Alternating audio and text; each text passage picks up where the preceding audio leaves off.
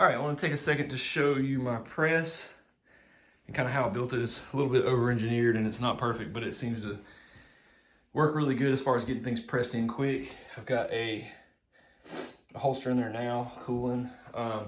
Basically all I did was I got a work stand from Harbor Freight, had a couple pieces of plywood cut to fit the compartments. This one is bolted down on the underside. The other one is not. It's just sitting there.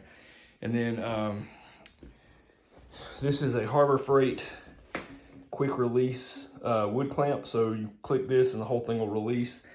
And it opens just wide enough to be able to put about an inch piece. This is some sort of particle board. It's really hard. I'm not sure exactly what this is. A friend of mine gave it to me, but you can use plywood or a 2x12 or something like that, or 1x12. Anything wider than this though, thicker, it may not be as easy to use. And then it is bolted with an extra shim here basically down to the table. It puts a lot of back pressure on it, so you do have to put a clamping force in the front as well. But that's no big deal. Can't think of a better workaround for that for now, but that's kind of how it works. It gets a ton of pressure down on your Kydex if you're like me and still doing it the old-fashioned press way instead of going to the vacuum form.